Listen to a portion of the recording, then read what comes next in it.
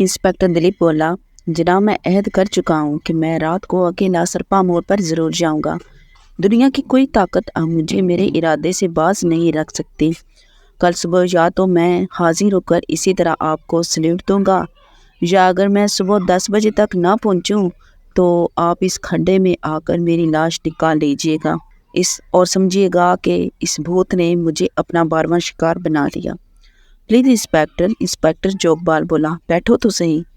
दिलीप बैठ गया तो इंस्पेक्टर जोगपाल ने कहा, दिलीप तुम मेरे बेटे की तरह हो। मेरी इस वक्त उम्र 55 साल है। पुलिस की नौकरी करते हुए 30 साल गुजर गए। जब मैं भी जवान था तुम्हारी तरह मेरे अंदर भी जोश और जज्बा था, तो मैं बड़ी से बड़ी ताकत को खातिर में ना लाता था। लेकिन उम्र के 55 साल गुजरने के बाद मैं भी इस नतीजे पर पहुंचा हूँ कि रूह और आत्मा जैसी कोई ना कोई चीज़ होती ज़रूर है। जी नहीं, दिलीप बोला, मैं आत्मा पर यकीन कर सकता हूँ, मगर ये यकीन नहीं कर सकता कि रूहें या आत्माएं इस दुनिया में आकर हम इंसानों के मामलात में मुदाखलत करती हैं। बहरहाल सर, मैं आपका शुक्रगुजार हूँ कि आपने मुझे अपना बेटा समझा और मेरी भलाई के लिए सोचा। मैं 1000 बार गुस्ताखी की माफ़ी चाहते हुए अर्ज़ करूँगा कि मैं आज रात वहाँ जाने का फ़ैसला कर चुका हूँ। आप मुझे इजाज़त दीजिए, हो सकता है आपका ये मुँह बोला बेटा कुछ कर दिखाए। इंस्पेक्टर जोगपाल की तजर्बाकार निगाहों ने समझ लिया कि दिलीप को अब इस इरादे से कोई कुव्वत बाज नहीं रख सकती। उसने गहरी सांस लेकर कहा, ऑल राइट दिलीप, अगर तुम इरादा कर चुके हो तो मजबूरी है, लेकिन मेरी एक बात ज़रूर मान लो। क्या? पहले वादा करो कि तुम मेरी बात मान लोगे। मैं वादा करता हूँ सर, अगर वो बात मेरे सरपा मोड़ जाने के रास्ते में हायल ना हुई तो मैं आपकी बात ज़रूर मानूंगा। तो आज दोपहर तुम मेरे साथ चलना। कहाँ? तुमने टीगरी गांव के चांद शाह का नाम सुना है? हाँ सुना तो है, कहते हैं कि फ़कीर वहाँ रहते हैं। वो मुसलमान है, मगर इनको हिंदू मुसलमान सब ही मानते हैं कि इनमें रूहानी ताकत है। तो दोपहर को चलकर इनसे बात करना, शायद वो कुछ मशवरा दे सके। दिलीप ने कुछ देर सोचा, फिर बोला, ओके सर, मैं आपके साथ ज़रूर चलूँगा।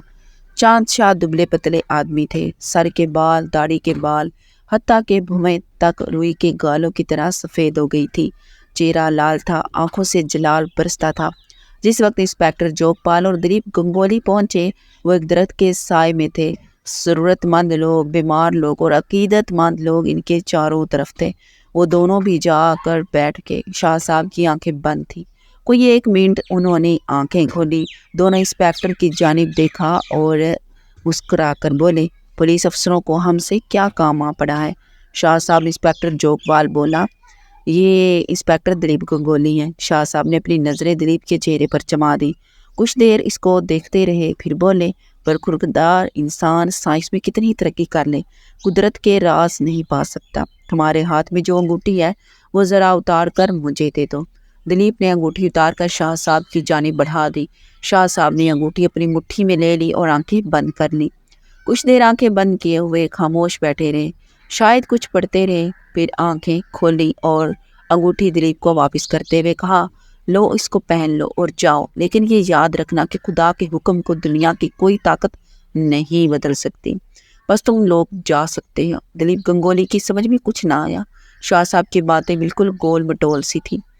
उसने कुछ कहना चाहा, लेकिन इंस्पेक्टर जोगपाल ने इशारा से इसको मना कर दिया। फौरन दिलीप उठ खड़ा हुआ और शाह साहब को सलाम करके वापस चल दिया। दिलीप सिर्फ हैरान था, इसके दिल में खौफ रत्ती भर नहीं था। 7 बजे तक इसने घर पर आराम किया, खाना खाया, 7:30 बजे वापस पुलिस स्टेशन आया और पुलिस की जीप लेकर चल दिया। आज दोपहर से ही बादल छाए हुए थे। इसकी गाड़ी पुलिस स्टेशन से बाहर निकली थी कि बूंदाबांदी शुरू होगी। रिवॉल्वर इसकी पेटी में था। एहतियातन एक खंजर भी इसने अपनी पिंडली पर एक रबर बैंड से बांध रखा था। एक ताकतवर टार्च साथ रखी थी। अपनी दानस्त में पूरा इंतजाम करके वह सरपा मोड़ की तरफ चल पड़ा। सर्दियों के दिन थे, सूरज 5 बजे ही छुप जाता था। 7:30 बजे तक हर तरफ खूब अंधेरा छा गया था। सरपा मोड़ तक 40-45 मिनट का फासला था। वो बस्ती से निकलकर चंद मील ही गया था कि बारिश तेज होगी, मगर वो अपनी धुन का पक्का था। चलता रहा, आगे बढ़ता रहा। इसे हैरत सिर्फ ये थी कि क्या इस बारिश में भी वो भूतनी किसी का इंतजार कर रही होगी। सड़क बिल्कुल सुनसान थी। बारिश में पहाड़ी रास्ते काफ़ी खतरनाक हो जाते हैं, اس لیے شاید بسیں بھی نہیں چل رہی تھی۔ وہ ماحول اندھیرے اور بارش سے بے خوف چلتا رہا، مگر اس نے احتیاطاً جیپ کی رفتار کم کر دی تھی۔ کئی بار اس کو شک گزرا سڑک پر کوئی کھڑا ہے، کئی بار جیپ کی تیز روشنی میں اسے کوئی چیز بھاگتی ہوئی محسوس ہوئی۔ ہر بار وہ سوچ لیتا کہ کوئی جنگلی جانور ہوگا، اور پھر آخر سرپا موڑ قریب آ گیا۔ آدھا میل دور سے ہی خطرے کی وارننگ کے نشانات نظر آنے لگے۔ دلیپ کا دل دھک دھک کرنے لگا۔ اب اس کے امتحان کا وقت آ گیا تھا۔ اس وقت اس کے ذہن میں ایک ہی سوال تھا، کیا وہ بدروح یا پتنی مجھے ملے گی؟ اور اگر مل گئی تو مجھے کیا کرنا ہوگا؟ کیا میں اس کو گولی چلاؤں گا؟ لیکن نہیں، فوراً مجھے اس پر گولی نہیں چلانی چاہیے۔ پہلے دیکھنا چاہیے کہ وہ کیا کہتی ہے یا کیا کرتی ہے۔ اچانک اس کی جیپ کو ایک جھٹکا سا لگا اور جیپ الٹتے الٹتے بچی۔ اس کا دھیان اس پتنی کے بارے میں سوچنے میں لگا تھا۔ اچانک اس کو سڑک کے بیچوں بیچ ایک انسانی سایہ نظر آیا، جو دونوں ہاتھ اوپر اٹھائے ہوئے تھا اور بالکل لاشعور طور پر اس کا پاؤں بریک پر پڑ گیا اور اس سے جیپ کو جھٹکا سا لگا تھا اور جیپ الٹتے الٹتے بچ گئی تھی۔ اس کے منہ سے گہری سانس کے ساتھ نکلا، مائی گاڈ! ساتھ ہی اس نے گاڑی کی رفتار کم کر دی۔ وہ سایہ ساتھ ہاتھ ہلا ہلا کر اس کو روکنے کا اشارہ کر رہا تھا۔ سرپا موڑ وہاں سے مشکل سے 100 گز کے فاصلے پر ہوگا۔ بارش اسی طرح موسلا دھار پڑ رہی تھی۔ ایک بار اس کے جی میں آیا کہ وہ جیپ کو اس پر سے گزار دے، لیکن سایہ قریب پہنچ کر اس کا پاؤں خود بخود بریک کو دباتا چلا گیا۔ جیپ گاڑی عین اس سایہ کے پاس جا کر رک گئی۔ سایہ ابھی تک سڑک کے بیچوں بیچ کھڑا تھا۔ قریب پہنچ کر اس نے جیپ کی تیز روشنی میں دیکھا، وہ ایک لڑکی ہی تھی۔ اس کے سر کے بال کھلے ہوئے تھے اور کندھوں پر بکھرے ہوئے تھے، جن سے پانی کے قطرے ٹپک رہے تھے۔ اس کے کپڑے اس کے سٹول جسم سے چپک گئے تھے۔ وہ خوبصورت تھی، بے حد خوبصورت۔ اس کے سر کے بال سنہرے تھے اور اس کا رنگ بے حد گورا تھا۔ دلیپ کا دل دھک دھک کرنے لگا۔ اس نے سوچا، تو سچ مچ اس موڑ پر بھوتنی ہی رہتی ہے۔ یہ سوچتے ہوئے اس نے آہستہ سے ایک ہاتھ سے اپنا ریوالور ہولسٹر سے نکال کر اپنی گود میں رکھ لیا۔ جیپ رکتے ہی وہ لڑکی کھڑکی میں آئی اور بولی، معاف کیجیے، بارش بہت تیز ہے اور میری گاڑی خراب ہو گئی ہے، کیا آپ میری مدد کر سکتے ہیں؟ دلیپ نے ٹارچ اٹھا کر روشنی لڑکی کے منہ پر ڈالی۔ اب اس نے دیکھا کہ اس کی پلکیں بھی سنہری تھی اور آنکھوں کا رنگ شربتی تھا۔ وہ ہندوستانی سے پوری انگریز لڑکی لگ رہی تھی، مگر اس کے جسم پر لباس ہندوستانی ہی تھا۔ لباس بھیگ کر لڑکی کے جسم سے چپک گیا تھا۔ وہ یقین سے نہیں کہہ سکتا تھا کہ یہ لباس کیا تھا، ساڑی، لہنگا یا غرارہ۔ پھر اس نے سوچا کہ وہ منع کر دے، لیکن وہ اسی سے تو ملنے آیا تھا، اس لیے اس نے اس سے پوچھا، آپ کی گاڑی کہاں ہے؟ میں پیچھے چھوڑ آئی ہوں۔ میں نے سوچا تھا پیدل ہی گاؤں تک پہنچ جاؤں گی، لیکن اچانک بارش تیز ہو گئی۔ دلیپ سوچ میں پڑ گیا کہ کیا جواب دے۔ لڑکی نے اس کو خاموش دیکھ کر کہا، میری مدد کیجیے، مجھ سے ڈریے نہیں، میں کوئی بھوت نہیں۔ دلیپ نے مسکرانے کی کوشش کرتے ہوئے کہا، اگر آپ بھوت بھی ہیں تو بھی میں آپ سے خوفزدہ نہیں، تو آپ میری مدد کرنے کو تیار ہیں؟ جی ہاں، آپ بیٹھ سکتی ہیں، شکریہ۔ یہ کہہ کر لڑکی نے پہلے اگلی سیٹ پر بیٹھنا چاہا، لیکن پھر رک کر پچھلی سیٹ پر بیٹھ گئی اور بولی، میں آگے اس لیے نہیں بیٹھی کہ میرے کپڑے گیلے ہیں، آپ بھی بھیگ جاتے۔ شکریہ، دلیپ نے ایکسیلیٹر پاؤں پر رکھتے ہوئے کہا۔ شکریہ، دلیپ نے ایکسیلیٹر پر پاؤں رکھتے ہوئے کہا، آپ کو کہاں جانا ہے؟ آگے ایک گاؤں ہے، لڑکی بولی، مجھے معلوم ہے، اس گاؤں سے کوئی آدھا میل پہلے ہی ایک راستہ بائیں طرف کو کٹ جاتا ہے، آپ کو اس راستہ پر گھومنا ہوگا، وہاں سے میں آپ کو راستہ بتاتی رہوں گی، تھوڑے فاصلے پر ہی ہماری حویلی ہے۔ دلیپ سوچنے لگا، اگر یہ وہی بھوتنی ہے جو اب تک 11 انسانوں کی جان لے چکی ہے تو پڑھی لکھی مہذب لگتی ہے۔ دلیپ نے سوال کیا، آپ کو معلوم ہے کہ یہ کیا جگہ ہے؟ جی ہاں، اس کو سرپا موڑ کہتے ہیں، لڑکی نے جواب دیا، پھر کہکا لگا کر کہا، ارے کہیں آپ مجھے وہ بھوتنی تو نہیں سمجھ رہے ہیں جو اب تک یہاں 11 آدمیوں کو گرا چکی ہے؟ کب نما شیشے میں دونوں کی نظریں چند لمحے کے لیے ملی رہی۔ پھر دلیپ نے کہا، کیا آپ ہیں؟ کون، وہ بھوتنی؟ جی ہاں، اگر میں کہوں کہ ہوں تو؟ لڑکی کی آنکھوں میں مسکراہٹ تھی۔ تو مجھے پہلے سے بتا دیجیے گا کہ سرپا موڑ پر کس طرح اپنی گاڑی کو کھڈے میں گراؤں۔ دلیپ اگرچہ بڑی بے جگری سے باتیں کر رہا تھا، لیکن اس کے اندر عجیب سی ادھم مچی ہوئی تھی۔ اس کا دل ریل کے انجن کی طرح دھک دھک کر رہا تھا۔ لڑکی کے عقب نما شیشہ میں اس کو دیکھتے ہوئے کہا، آپ اتنے ہینڈسم ہیں کہ میں بھوتنی بھی ہوں تو بھی آپ کو کھڈے میں نہیں گراؤں گی۔ کہہ کر لڑکی نے پھر ایک ہیکا لگایا اور پھر موڑ آ گیا۔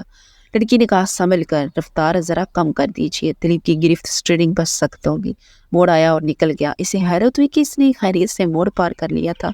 موڑ سے گزرنے کے بعد اس نے کہا کیا آپ مجھے اپنے ہاتھ دکھا سکتی ہیں؟ میرے ہاتھوں کے ناخن لمبے نہیں ہوتے۔ یہ کہہ کر لڑکی نے کہکا لگا کر اپنے دو ہاتھ پر اٹھا دیے۔ اس کے ہاتھ بالکل انسانوں جیسے تھے۔ تو یہ بھوتنی نہیں، دلیپ نے سوچا، کوئی سچ مچ کی لڑکی ہے۔ یہ جان کر اس کے دل کو کچھ سکون ہوا، جسم کے اندر کا تناؤ بھی ختم ہو گیا، لیکن اس کے ساتھ ہی مایوسی بھی ہوئی۔ وہ جو توقع لے کر آیا تھا وہ پوری ہوتے ہوتے رہ گئی تھی۔ موڑ سے بخیریت گزرنے کے بعد اس نے پوچھا تو آپ اس بھوتنی کے بارے میں کیا جانتی ہیں؟ کون نہیں جانتا؟ آپ اس علاقے میں رہتی ہیں تو اکثر آپ بھی رات کو آتی جاتی ہوں گی۔ کیا آپ نے کبھی اس بھوتنی کو دیکھا ہے؟ لڑکی نے پھر کہکا لگا کر کہا اگر میں یہ کہوں کہ میں ہی وہ بھوتنی ہوں تو میں یقین نہیں کروں گا۔ دلیپ نے پہلی بار مسکرا کر کہا کیونکہ اگر آپ بھوتنی ہوتی تو پروگرام کے مطابق میری جیپ کو سرپا موڑ پر کھڈ میں گر جانا چاہیے تھا۔ تو آپ مجھ سے بالکل خوفزدہ نہیں ہیں، ہرگز نہیں۔ چلیے یہ بھی اچھا ہوا۔ دیکھیے اب تھوڑے فاصلے پر ہی بائیں جانب ایک راستہ کٹے گا، آپ اس راستہ پر گاڑی موڑ لیجیے گا۔ کیا آپ گاؤں میں نہیں رہتی؟ جی نہیں ہے، ہماری حویلی بالکل الگ تھلگ ہے۔ ہماری ماں کو، میرا مطلب ہے آپ کی زبان میں ممی کو گاؤں کے لوگوں سے میل جول پسند نہیں۔ اچانک بائیں جانب ایک راستہ کٹتا ہوا محسوس ہوا۔ دلیپ نے گاڑی کی رفتار مدھم کر کے گاڑی کا رخ اس راستے پر موڑ دیا۔ دلیپ کو اب یقین ہو چکا تھا کہ اس کی محنت بیکار گئی۔ شاید دودھ کا چاند نظر نہ آنے کی وجہ سے وہ بھوتنی بھی نہیں آئی تھی۔ یہ شاید تیز بارش سے ڈر گئی تھی۔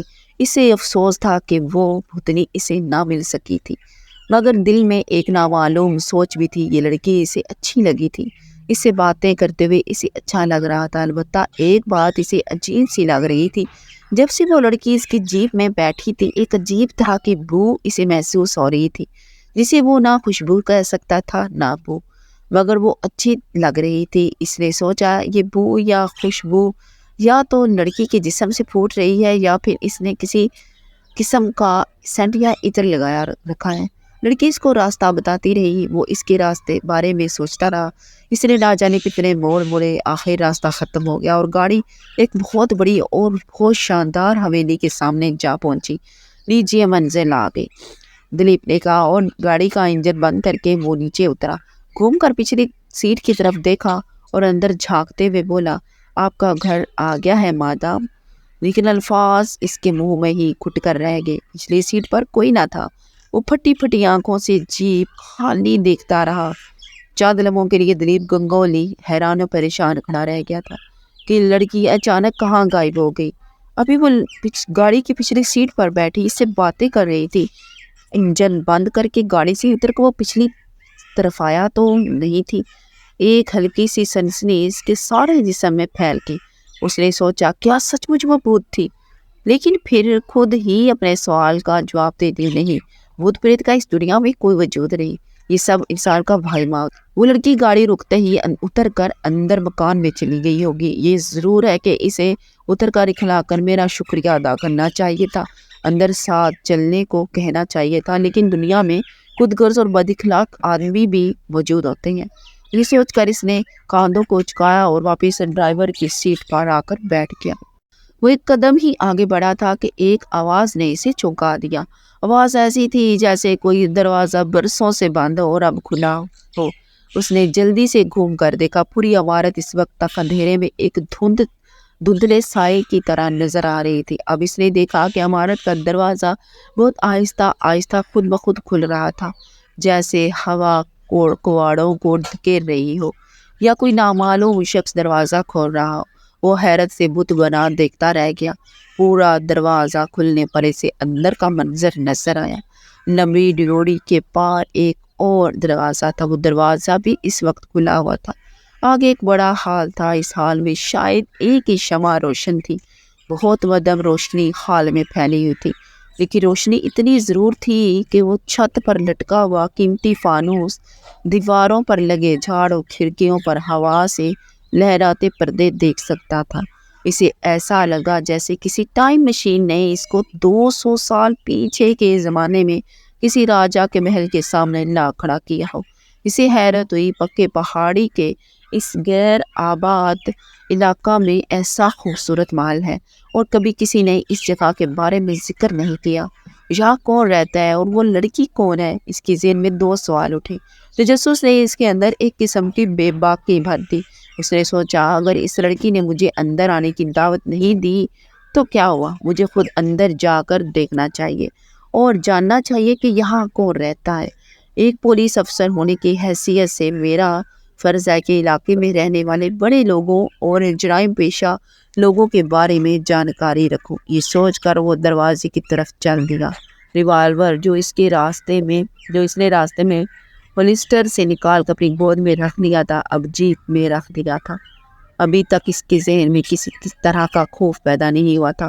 وہ لمبے لمبے قدم اٹھاتا ہوا دروازے تک پہنچا۔ دروازے سے اندر قدم رکھتے ہوئے البتہ ایک بار اس کے بدن میں جھرجھری سی آئی۔ ایک بار اس نے سوچا اندر پتہ نہیں کون ہوگا، لیکن وہ اندر داخل ہو کر ڈیوڑی سے گزر گیا۔ دوسرے دروازے کے قریب پہنچا ہی تھا کہ ویسی ہی چڑچڑاہٹ کی آواز نے اس کو چونکا دیا، جیسے کوئی برسوں بند رہنے والا دروازہ کھلا ہو۔ اس نے جلدی سے گھوم کر دیکھا۔ پہلی بار خوف کی ہلکی سی سنسنی اس کے بدن میں دوڑ گئی۔ باہر کا دروازہ آہستہ آہستہ بند ہو رہا تھا۔ بند کرنے والا کوئی نہیں تھا۔ اچانک ہوا کا ہلکا سا جھونکا اس کو اپنے بدن سے چھوتا ہوا محسوس ہوا۔ اس نے دل ہی دل میں خود سے کہا میرے اعصاب کشیدہ ہونے لگے ہیں۔ ہوا کے جھونکوں سے دروازہ بند ہوا ہے۔ یہ سوچتے ہوئے وہ ہال میں داخل ہو گیا۔ وہ یہ اندازہ لگانے میں کامیاب نہیں ہوا تھا کہ ہال میں روشنی کہاں سے آ رہی تھی۔ شاید کسی فانوس میں کوئی شمع روشن تھی۔ سارا ہال پرانے انداز کے فرنیچر سے سجا ہوا تھا۔ فرش پر قالین تھا۔ ایک طرف لمبی چوڑی میز کے گرد کرسیاں بچھی ہوئی تھی۔ دیواروں پر ہاتھ کی بنائی ہوئی تصویریں ٹنگی تھی۔ یہ تصویریں راجاؤں، راجکماروں اور رانیوں کی لگتی تھیں۔ وہ آگے بڑھ کر ان تصویروں کو دیکھنے لگا۔ روشنی اگرچہ مدھم تھی لیکن اتنی ضرور تھی کہ وہ تصویروں کے چہرے دیکھ سکتا تھا۔ ان تصویروں میں جتنے مردوں کی تصویریں تھیں وہ سب پرانے زمانے کے راجاؤں جیسے لباس پہنے ہوئے تھے۔ وہ سب کے ہاتھوں میں تلواریں تھیں اور سروں پر تاج تھے، اور عورتیں رانیوں کی لباس میں ملبوس تھیں، زیوروں سے سجی ہوئی تھیں۔ ہال کے دیواروں پر چاروں طرف تصویریں ہی تصویریں تھیں۔ دلیپ نے سوچا شاید اس مکان کے آباء و اجداد کی تصویریں ہیں۔ اچانک چلتے چلتے دلیپ کے قدم رک گئے اور اسے ایسا لگا جیسے کسی نے اس کے دل کی دھڑکن روک دی ہو۔ اس کے منہ سے ایک گہرے سانس کے ساتھ نکلا یہ تو اسی کی تصویر ہے۔ اس تصویر میں وہی لڑکی تھی جو ابھی ابھی اس کی گاڑی میں اس کے ساتھ آئی تھی اور اچانک غائب ہو گئی تھی۔ تصویر میں بھی وہ بھی رانیوں جیسا ہی لباس پہنے ہوئے تھی۔ وہ حیرت سے کھڑا اس تصویر کو دیکھ ہی رہا تھا کہ اچانک سارے حال میں اندھیرا چھا گیا۔ ہوا کا ایک تیز جھونکا اس کے بدن میں کپ کپی پیدا کرتا ہوا گزر گیا۔ اس نے سوچا شاید ہوا سے شمع بجھ گئی ہے، لیکن اس کے فوراً بعد ایسا محسوس ہوا جیسے حال میں طوفان آ گیا ہو۔ دسیوں چمگادڑیں جیسے ادھر ادھر پھڑپھڑانے لگی۔ کئی بار اسے ایسا لگا جیسے ابھی کوئی چمگادڑ اس کے چہرے سے چمٹ جائے گی۔ ان کے پروں سے حرکت میں آنے والی ہوا کو وہ اپنے چہرے پر محسوس کر رہا تھا۔ ایک بار پھر خوف کی جھرجھری اس کے سارے جسم میں دوڑ گئی۔ اس نے سوچا کہ وہ باہر بھاگ جائے، لیکن اندھیرے میں دروازہ تلاش کرنا مشکل تھا۔ اس وقت سچ مچ اتنا گہرا اندھیرا تھا کہ وہ ہاتھ سے چھو کر اندھیرے کو محسوس کر سکتا تھا۔ دوسرا اسے ڈر تھا اپنی جگہ سے حرکت کرنے پر کہیں واقعی کوئی چمگادڑ اس کے چہرے پر آ کر نہ چمٹ جائے۔ اس تصور سے ہی اس کی رگوں میں کرکراہٹ جیسی کوئی شے دوڑ گئی۔ نہ جانے یہ اس پر خوف کا اثر تھا یا اس کی سمجھداری تھی کہ وہ اپنی جگہ ساکت کھڑا رہا۔ اس نے کتنی دیر چمگادڑیں اس کے گرد پھڑپھڑاتی رہیں اور اڑتی رہیں، لیکن کوئی اس کے بدن سے نہ ٹکرائی۔ کئی بار ایسا لگا کہ کوئی چمگادڑ اس کے جسم سے اس کے چہرے کے بالکل قریب آئی اور پھر اچانک اپنا راستہ موڑ کر دور ہٹ گئی ہے۔ اسے وقت اس کو احساس نہ رہا تھا، خدا جانے چند منٹ گزرے تھے یا ایک گھنٹہ۔ اچانک پھر ویسی دروازہ کھلنے کی آواز آئی۔ اس بار آواز اوپر کی منزل سے آئی تھی۔ اس سے پہلے مدم روشنی میں وہ دیکھ چکا تھا کہ ہال کے کونے سے ایک زینہ اوپر جاتا ہے۔ آواز کے ساتھ ہی اوپر کسی کمرے میں روشنی ہوئی۔ اس روشنی سے ہال کا گہرا اندھیرا کسی حد تک کم ہو گیا، اور اس روشنی کے ساتھ ہی اچانک وہ چمگادڑیں غائب ہو گئی۔ پتہ نہیں ڈر کر بھاگ گئیں یا دیواروں سے چمٹ گئیں۔ اب وہ پھر سے ہال میں رکھے فرنیچر کو دیکھ رہا تھا۔ روشنی اس قدر کم تھی کہ اس بار وہ ان چہروں کے سائے بھی محسوس کر سکتا تھا۔ اس نے سوچا ضرور اوپر کوئی ہے، شاید وہی لڑکی۔ یہ سوچ کر خود بخود اس کے قدم زینے کی جانب اٹھ گئے۔ وہ بھوت پریت کو نہیں مانتا تھا، وہ خوفزدہ بھی نہیں تھا، پھر بھی اسے یہ احساس ضرور ہو گیا تھا کہ اس مکان میں سب کچھ نارمل نہیں ہے، کچھ نہ کچھ گڑبڑ ضرور ہے جسے وہ سمجھ نہیں پا رہا تھا۔ زینا پر قدم رکھتے ہوئے اس نے ایک بار پھر اپنا ریوالور ہاتھ میں لے لیا۔ ریوالور ہاتھ میں لیتے ہی اسے خیال آیا کہ وہ ٹارچ بھی تو ساتھ لایا تھا جو گاڑی میں رہ گئی ہے۔ ایک بار اس نے سوچا کہ وہ باہر جا کر گاڑی سے ٹارچ نکال لائے، لیکن اس وقت وہ آدھا زینے طے کر چکا تھا، اس لیے اس نے واپس جانا مناسب نہ سمجھا۔ وہ زینے کی آخری سیڑھی پر پہنچ جائی تھا کہ اچانک وہ روشنی بھی غائب ہو گئی۔ اس بار روشنی غائب ہوتے ہی اس کو اندھیرے میں دو آنکھیں انگاروں کی طرح محسوس ہوئیں۔ اس لمحہ کے ہزارویں حصے میں اس کے ذہن نے کہا کوئی جنگلی جانور ہے۔ چاہتا تھا کہ اس جانور نے اس پر چھلانگ لگا دی، وہ اس جانور کو دیکھ نہیں سکتا تھا، مگر اس کی انگاروں کی طرح دہکتی ہوئی دونوں آنکھوں کو اچھل کر اپنی طرف آتے دیکھا۔ گھبرا کر وہ نیچے بیٹھ گیا۔ اگر وہ ذرا بھی پیچھے ہٹتا تو زینا پر لڑک کر نیچے گر جاتا، کیونکہ وہ آخری سیڑھی کے بالکل کنارے پر کھڑا تھا۔ نیچے بیٹھتے ہی اس کی انگلی ریوالور کا ٹریگر دبا چکی تھی۔ گولی کا دھماکہ اس مکان میں اس طرح گونجا جیسے بم پھٹا ہو۔ اسی وقت پھر اس کمرے میں روشنی ہو گئی جس میں پہلے تھی، اور اس کی مدھم روشنی میں اس نے ایک بہت بڑی بلی کو بھاگ کر اسی کمرے میں داخل ہوتے ہوئے دیکھا جس میں سے روشنی باہر آ رہی تھی۔ جس وقت بلی نے اس پر حملہ کیا تھا اس وقت بھی اسے ایسا محسوس ہوا تھا جیسے بلی اس کے گلے کو دبوچ لے گی۔ اس نے بلی کے جسم سے حرکت میں آنے والی ہوا کو محسوس کیا تھا، لیکن بلی اس کے برابر میں آ کر گری تھی اور پھر روشنی ہوتے ہی پلٹ کر کمرے میں بھاگ گئی۔ بلی کے غائب ہو جانے پر وہ کچھ دیر کھڑا اپنے حواس درست کرتا رہا، پھر اس نے ایک قدم آگے بڑھاتے ہوئے پکار کر کہا کیا کوئی اندر ہے؟ اس کی آواز باز گشت بن کر گونج گئی۔ کوئی جواب نہ ملا تو اس نے دوبارہ پکارا کوئی اندر ہے؟